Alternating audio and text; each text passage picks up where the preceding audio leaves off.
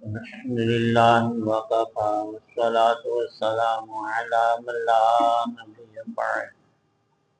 ما بعد فأعوذ بالله من الشيطان الرجيم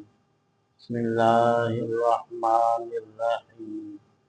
قال فبما أغويتني لأقعدن لهم صراطك المستقيم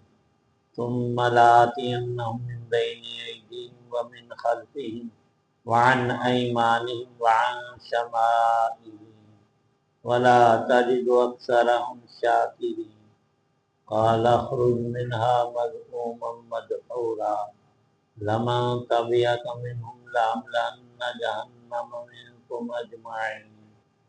صدق الله العظيم.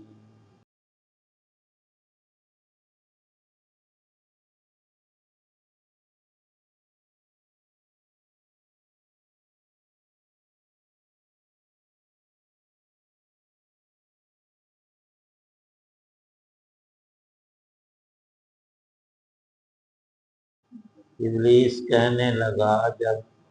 اب چونکہ تو نے مجھے گمراہ کیا ہے اس لیے میں بھی قسم کھاتا ہوں کہ ان انسانوں کی گھات لگا کر تیرے سیدھے راستے پر بیٹھ رہوں گا، پھر میں ان پر چاروں طرف سے حملے کروں گا، ان کے سامنے سے بھی اور ان کے پیچھے سے بھی اور ان کی دائیں طرف سے بھی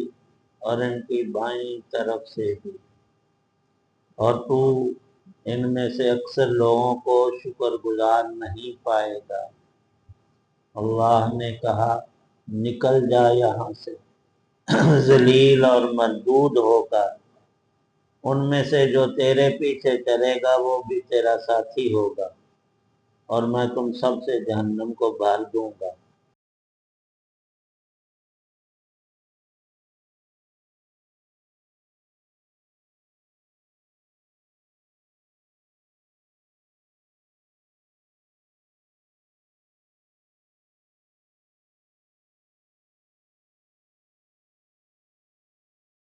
سورۃ الاعراف کی آیت 16، آیت 17 اور 18 ہے۔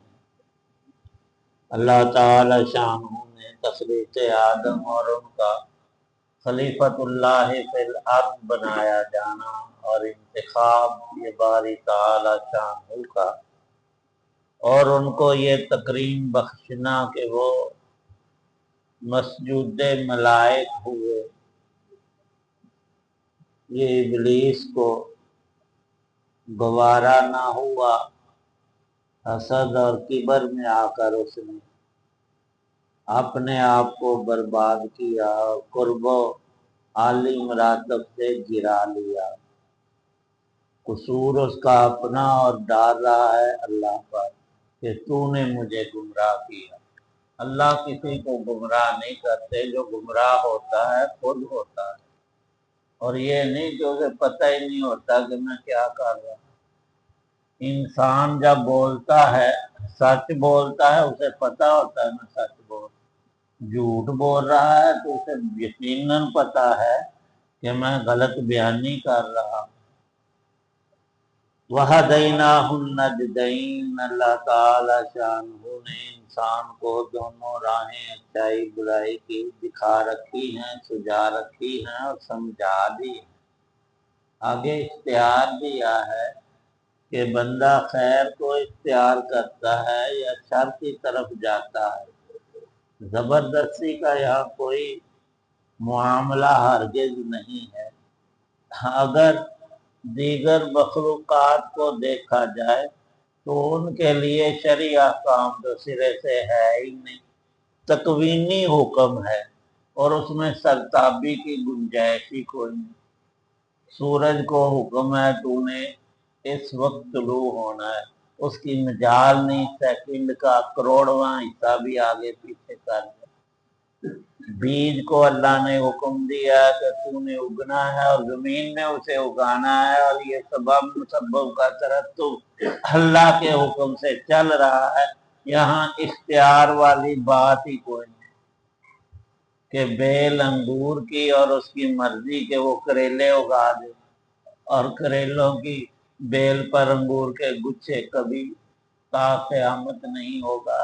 یہ تکوینیات ہیں، اللہ کا کنٹرول اور وہ نظم کہ جس سے ہٹنے کی اور سرتابی کی گنجائش اللہ نے رکھی ہی نہیں۔ اس کی قدرت کے تحت میں یہ سارا کارخانہ سوائے دو مخلوقوں کے کہ جن اور انسان،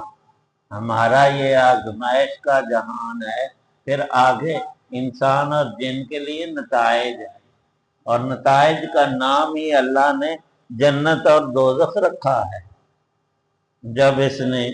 کبر کیا ابلیس نے اور اکڑ دکھائی کہ میں بہتر ہوں اور میں ایسا ہوں، تیرے اندر میں آئی کہاں؟ تو اگر بہتر ہے تو خود بہتر کیسے ہوا ہے؟ اللہ نے تیری تخلیق کی آگ سے اور انسان کو بنایا مٹی سے، اور لکھا ہے مفسرین کرام نے جو خیر اور برکات اور جو فوائد اور منافع اللہ نے عاجزی اور تواضع اور مٹی اور پسی میں رکھے ہیں، وہ آگ میں علوم میں وہ تو اللہ نے رکھے ہی نہیں، کہ تمام زندوں اور مردوں کا مسکن اور ٹھکانہ اور ان کا ہم سب انسانوں کا رہنا زمین پر ہے، اور اس کے اندر سے نکلے ہوئے خزائن اللہ پاک کے کھانے پینے کی ساری چیزیں وہ مبصہ ہے مٹی سے نہ کہ آگ سے۔ اور یہ کہہ رہا ہے کہ میں آگ کا ہوں اور بہتر ہوں۔ جب اللہ نے فرمایا فخر دفاع ہو جا اور دور ہو جا رحمت سے اور آسمانوں سے نکل جا، یہ نافرمانی کی جگہ رب نے بنائی نہیں، زمین پر دے مارا پھینکا اسے، اور اس وقت بھی اس کو پتا تھا کہ اللہ کی ذات تو اللہ کی ہے، اس وقت بھی مانگ رہا ہے زندگی، تو مانگنے والوں کو تو رب دے دیتا ہے۔ اس ملعون ہونے کے باوصف اسے چھوٹ دے دی، اور اس نے پھر قسم اٹھائی کہ جس کے سبب سے میں گمراہ ہوا آدم، اس آدم اور اس کی اولاد کو سیدھی راہ سے ہٹاؤں گا، یہی میرا ساری زندگی کا مشن ہوگا، اور زندگی بھی تھوڑی نہیں، ہزاروں سالوں کی۔ اللہ نے ارشاد فرمایا کہ تو جو کچھ محنت کوشش ان کے اغوا کی کر سکتا ہے کر لے، میرے بندے تو اس سے محفوظ رہیں گے، اور جو خود گمراہ ہو کر تیرے ساتھ کھولے گا، تیرے نقش قدم پہ چلے گا، تو رب کو اس کی کچھ پرواہ نہیں، تجھے بھی اور تیرے متبعین کو سب کو دوزخ میں میں قیامت کے روز جھونک دوں گا، اور رب کسی سے ڈرتا تھوڑی ہی ہے، اور وہ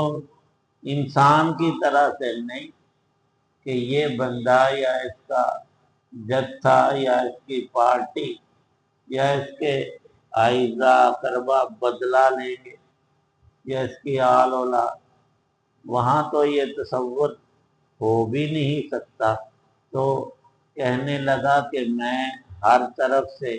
ان پر گمراہانہ حملے کروں گا، سیدھی راہ سے ہٹانے کے لیے صرف سامنے سے نہیں، پیچھے سے، دائیں اور بائیں ہر جانب سے آؤں گا۔ بزرگان دین نے اور مفسرین کرام نے قرآن پاک کے الفاظ سے بہت سے نکات اخذ کیے ہیں، ان میں ایک یہ بھی ہے کہ چہار اطراف جو ہے، سامنے پیچھے دائیں اور بائیں، ان چار کا اس نے ذکر کیا، اور یہ چاروں اطراف اس کے حملے ہوتے رہتے انسانوں پر، لیکن اللہ نے انسان کے بچاؤ کے لیے دو راہیں کھلی رکھی، ایک اوپر والی آسمان کی طرف اور ایک نیچے والی۔ فرمایا کہ نگاہ جو ہے اس سے شیطان ابلیس جو ہے انسان کو بہت بہکاتا ہے، آنکھ میں غلطی اور گناہ کا جذبہ لا کر کہ فلاں چیز دیکھ لے، حلال ہے حرام ہے پتہ بھی ہے، پھر چسکے کے لیے انسان غیر عورتوں کو، ممنوع چیزوں کو دیکھتا ہے، گھورتا ہے اور متوجہ ہوتا ہے۔ फरमाया अल्लाह वालों की ये अलामत है कि वो अपने काम से काम रखते हैं, नज़र उनकी भी है लेकिन अल्लाह के हुक्म के मुआफिक वो हर हराम और ममनू से इसको बचा कर रखते। और बचने की दो राहें कुरान में आई, एक आसमान की तरफ इंसान देखे, दूसरे जमीन पर नजर रखे। तो आसमान की तरफ देखना तो इंसान के लिए हर वक्त मुमकिन नहीं है और फिर चलना इसमें दुश्वार है। हाँ, एक रास्ता मुतय्यन है, वो है जमीन का, और जमीन में है इंकिसारी। और जब इंसान खाक पर नजर करता है तो फिर इसके अंदर भी आजिज़ी और इनकिसारी पैदा होती है, फिर अल्लाह की मदद भी इसे हासिल होती है। आंख में गुनाह की बुराई नहीं आती बल्कि नेकी का नूर। इसकी हिफाजत से अल्लाह पाक दिल में एक ऐसा वसफ पैदा करते हैं कि इंसान को इबादत में लज्जत बख्शते हैं। जो भी बंदा अल्लाह का हुक्म समझकर अपनी निगाहों को पाक रखता है, हर हराम चीज़ों पर नहीं डालता कसद, और कभी बगैर इरादे अचानक नजर पड़ जाए तो फिर रसूल पाक सल्लल्लाहु अलैहि वसल्लम ने हजरत अली रजी अल्लाह तआला अन्हु को इरशाद फरमाया कि वो नजर तुम्हें मुआफ है जो अचानक पड़ गई, तेरे इरादे से ना की, और वो जो तूने कसद नजर डाली है वो गुनाह है, वो ममनू है, वो अल्लाह की हराम की हुई चीजों पर उनको मुबाह करार देकर अपने आप की बर्बादी है। इसलिए अली, कसद नजर डालने से बचना,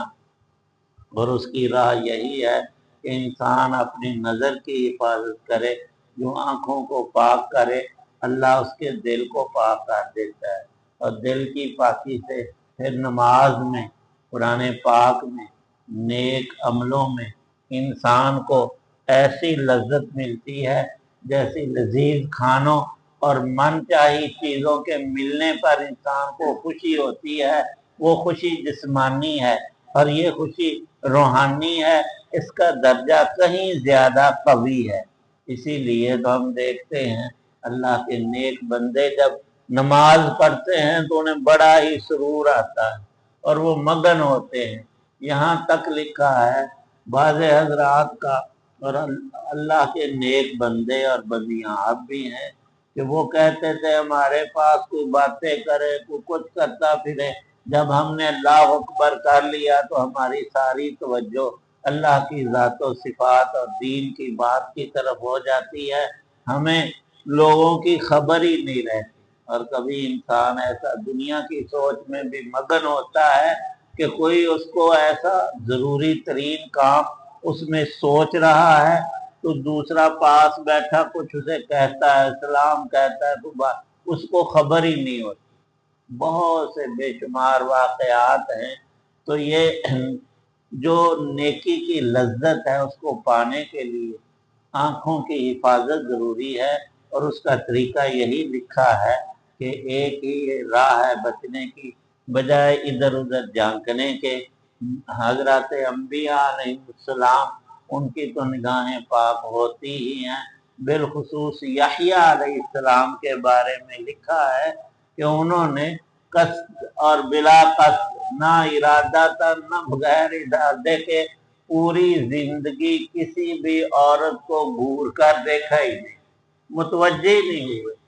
ऐसी शान अल्लाह ने उनको बख्शी। और हजरत अम्बिया अलैहिस्सलाम की पैरवी का हमें भी हुक्म है। और बहुत अल्लाह के नेक बंदे गुजरे हैं जिन्होंने सारी जिंदगी किसी गैर औरत को ना देखा है ना हाथ लगाया।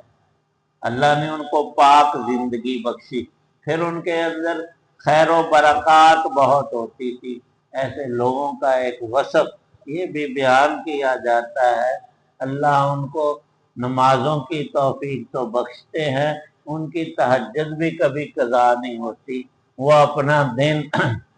अजानों से पहले ही शुरू करते हैं इबादत को, और फिर अल्लाह उनको तौफीक और सेहत और बरकत अता करते हैं اسی کی ہمیں بھی دعا اور کوشش کرنی چاہیے۔ اللہ پاک انعام عطا فرمائے۔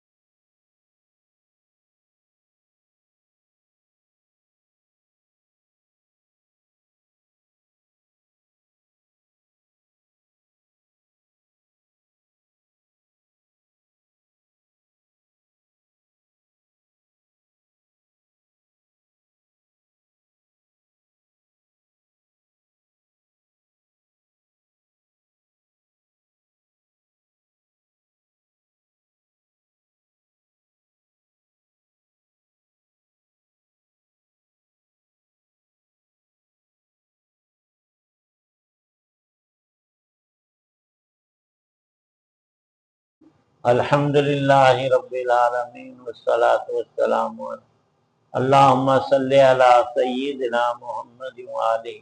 بقدر حسنہ وجمالہ ربنا ظلمنا الحزن سہلا اذا شئتا رب ارحمہما کما ربیانی صغیرا صلی اللہ تعالی علی خیر خلقہ محمد وعلی آلہ وصحابہ وآل بیتہ اجمعین۔